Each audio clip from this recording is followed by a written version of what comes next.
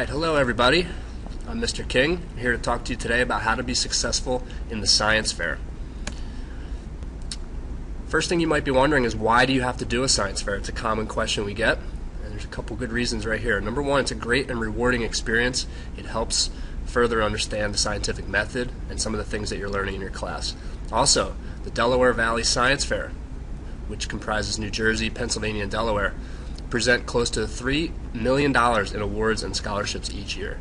And you can further advance from there to achieve even more awards or scholarships to a college that you may be interested in. The first step in the science fair is choosing your topic, and this can be pretty daunting because there is an unlimited number of topics, so a lot of times students spin their wheels on this section. So to help you with that, the first thing we suggest doing is some brainstorming. You're going to be working with this project for several weeks, so you want it to be something that interests you. Ms. Lambert and I came up with a list of some sample brainstorming ideas. You can see up at the top, there's 5 ideas here, from types of food and test scores down to animal activity during the day versus night. A lot of these ideas we've seen several times in the past, but there's so many different variations of these that you could work with to make this a successful science fair project. When you're done brainstorming, you want to develop a list of questions regarding your topic that you choose. So once you narrow down the topics that you're interested in to one that you want to work with, you want to develop a bunch of questions that you don't know. The idea is that you want to work on a science fair project and ask a question that you don't already know the answer to. Otherwise, it's kind of a waste of time. So here's some sample questions we came up with. There's 8 here. What type of animals are active during the day? What types of animals are more active at night? All the way down to, do animal preferences change throughout their life cycle? From there, you want to create a testable question from your list. A testable question is a question that you could actually come up with and develop a procedure to actually test to find the answer to. Again, you don't want to already know the answer to your question. Down here we have 2 testable questions that we developed from this number 8 question here in our list. So we're going to work with answering this question: do animal preferences change throughout their life cycle? And our 2 testable questions that we decided on were, do mealworms prefer moist or dry environments? And do beetles prefer moist or dry environments? Okay. To better understand this, you're going to go to the next step of our science fair process, which is to do some background research. You may not know a lot about mealworms or beetles, or are they even connected? That may be something that's new to you, and that's good. You want to do some research to find out a little bit more about your topic so that you know what you're getting into, and if it's something that you're not interested in, then we can go back to square one, but at least you have a little bit of an idea of where you're going, and you're knowledgeable. We don't want students getting involved with a project that is going to turn out to be something that's not successful. So for example, you'd want to study some things and research things such as the life cycle of a mealworm, get some basics. You might also want to research other experiments that have been done on animal behavior, or even more specifically on mealworms, so that you can see what other scientists have done, and it might give you some really good ideas on how to develop your procedure. Another thing you might want to research is what types of resources they need to survive. If you're dealing with a living organism, you want to make sure that you know what they need to survive so that you can be successful.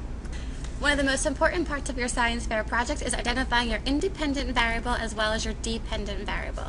Your independent variable is what you are changing, and your dependent variable is what you are going to measure based on the change that you just made. So, look at this particular experiment.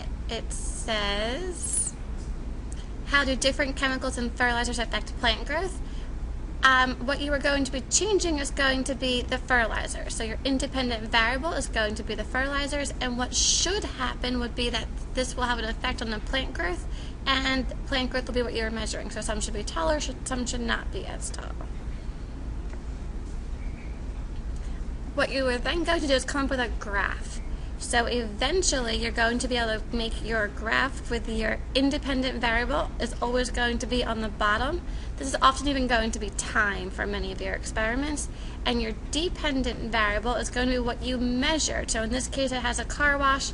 The number of cars were the independent, so based upon if you have more cars, you're going to have more money.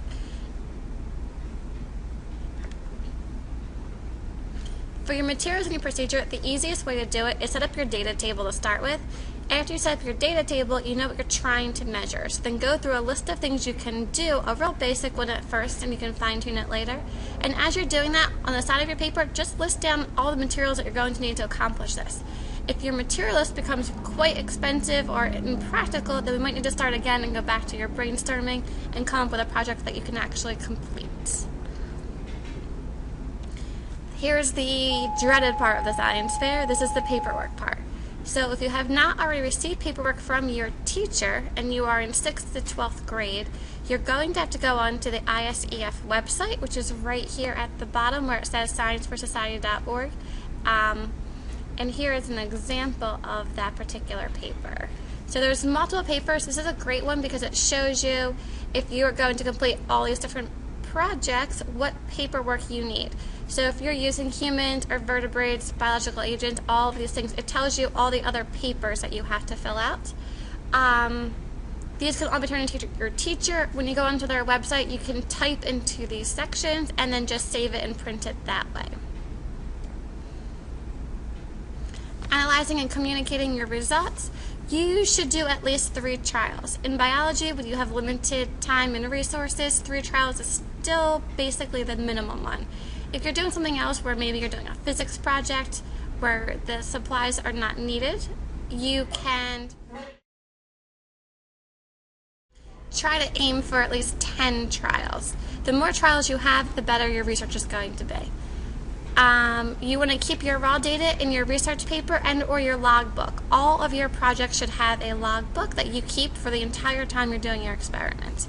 You're going to create a summary data, and that's basically what we just showed you, but I have another one as well. Let me see. This here would be raw data, where you have your age group here, your reaction time. So every single one that you did, you're recording. So if you have lots of information, you can just keep them in your logbook. If you don't, you can actually make a raw data table. And then this would be summary data, so you're showing the trend. So especially if you're in high school, you should be able to find a trend, which means a graph that easily shows the relationship between light intensity and photosynthesis. So in this case, the greater the light intensity, the faster the photosynthesis rate is going to be, and eventually it starts to level off here. So going back. All of your data should be recorded and presented in table and graph form. Everything on your board should also be typed. There should be no handwriting on your boards ever, even your titles. One of the most important parts, that's the most read part of your experiment, is going to be your abstract. It should be under 250 words. This can also be considered like a trailer for your particular science fair project. You're describing the purpose of it, and you're also trying to have this hook. You're trying to motivate the reader to want to read your entire project. You're identify your basic approach, but you're not going to go into all the details of your procedure. And you want to have some type of quantitative result, so some type of number or trend that's actually happening. Once you're done with this part, you are going to create your board. So many of our students just start gluing things onto the board as soon as they get them. It doesn't always work out so well. You need to plan to lay your board out, put everything on top of it, figure out what's going to work the best for you. Not all of them have to be in the same exact order. Your title you should be able to see from 6 feet away and read it.